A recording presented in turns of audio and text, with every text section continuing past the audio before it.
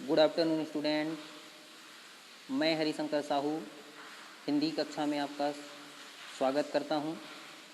आज हम सील के 12वें छंद नामक कविता का अध्ययन करेंगे, जिसके रचनाकार शेषनाथ शर्मा सील हैं। सर्वप्रथम जीवन परिचय देख लेते हैं। छत्तीसगढ़ी के क्लासिक कवि शेषनाथ शर्मा जी का जन्म पौष शुक्ल द्वादशी संवन 1968 अर्थात 4 जनवरी 1914 जांजगीर में हुआ था। आप संस्कृत, बांग्ला, अंग्रेजी, उर्दू, मराठी और हिंदी साहित्य के आधिकारिक विद्वान थे।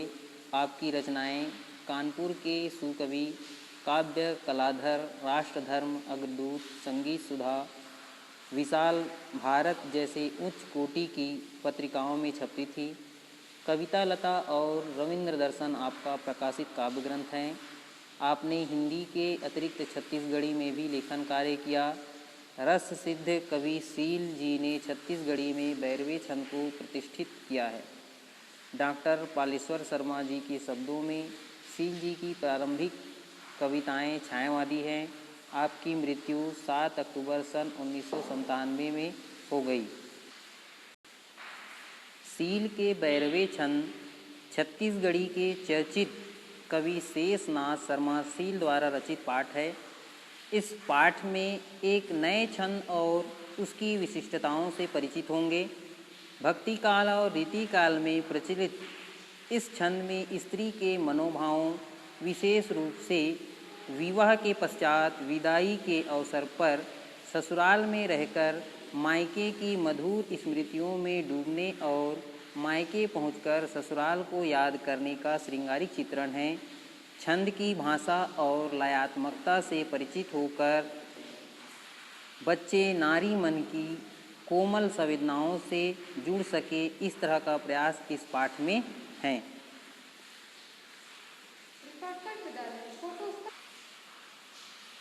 सर्वप्रथम हम कविता पाठ करेंगे। शुष्कत आवत हो ही भैया मो छैया माँ डुल्हा लाले हुआ गो। शुष्कत आवत हो ही भैया मो छैया माँ डुल्हा लाले हुआ गो। बहुत पीरो हिलनन के बहनी मो रो रो खोजत हो ही खोरन खो। तुलसी चौरा माँ देव साली गे राम मई के ससुर पूरन करिहो काम। मई के ससुर पूरन करिहो काम। अंगना कुरिया खोजत हो ही गाय बछरू मोर बिन कांदी नहीं खाए। बछरू मोर बिन कांदी नहीं खाए। मोर सुर तामा भैया दुख झन पाए। सुरुर सुरुर झन दाई रोवे हाय। सुरुर सुरुर झन दाई रोवे हाय। तिया जन्म के पोथी माँ दुई पान। तिया जन्म के पोथी माँ दुई पान।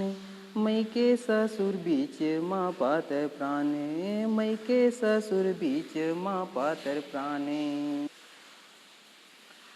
संदर्भ होगा प्रस्तुत पद हमारी पाठ्य पुस्तक हिंदी के सील के 12वें छंद पाठ से लिया गया है, जिसके रचयिता कवि शेषनाथ शर्मा सील जी हैं।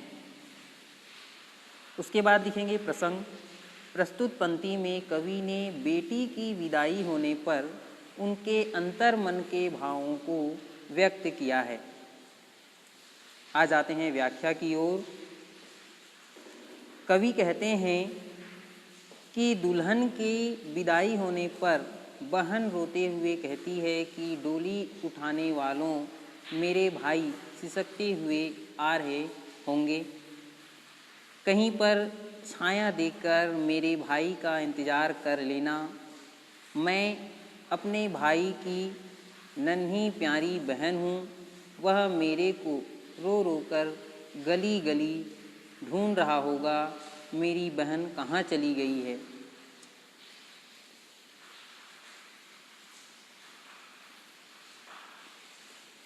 तुलसी चौरा माँ देव सालिग राम मई के ससुर पूरन करिहौ काम। अंगना कुरिया खोजत हो ही गाय, बछरू मोर बिन कांदी नहीं खाए। दुल्हन अपने घर को छोड़कर विदा होकर ससुराल जाते वक्त अपने घर में स्थित तुलसी चौरा में स्थापित शालिग्राम अर्थात तुलसी चौरा को शालिग्राम से भी जाना जाता है, से प्रार्थना करती हैं कि मेरे मायके व ससुर जी के पूरा काम बना देना, मेरे घर में कोई कष्ट ना आए, ध्यान रखना भगवान। आंगन और कमरों में मेरे घर की गायें और बछड़े दुखी होंगे, मुझे ढूंढ रहे होंगे। अंगना कुरिया खोजत हो ही गाय अर्थात मेरे घर के आंगन में जो बछड़े हैं, गायें हैं, बहुत दुखी होकर के मुझे ढूंढ रहे होंगे, और ये जो बछड़े हैं मेरे बिना घास नहीं खाएंगे, हे प्रभु उनको संभालना।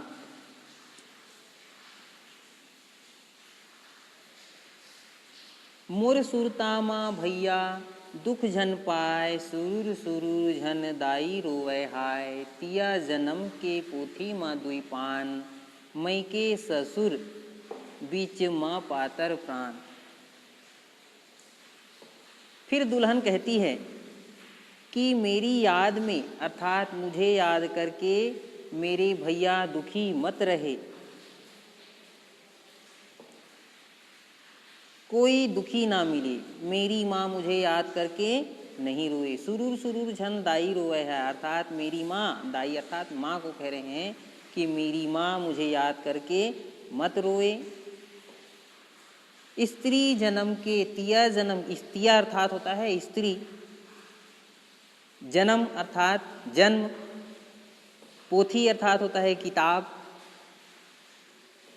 में, अर्थात स्त्री जन्म के किताब में दो पन्ने हैं, दुई पान अर्थात दो पन्ने हैं, एक मायका और दूसरा ससुराल। इन दोनों के बीच में पतला जीवन है, स्त्री का जीवन है, और इन दोनों के बीच में वो स्त्री घूमती रहती है। बस इतना ही बताने का प्रयास किया गया है। अगली जो पंक्ति है अगले क्लास में पढ़ेंगे। धन्यवाद।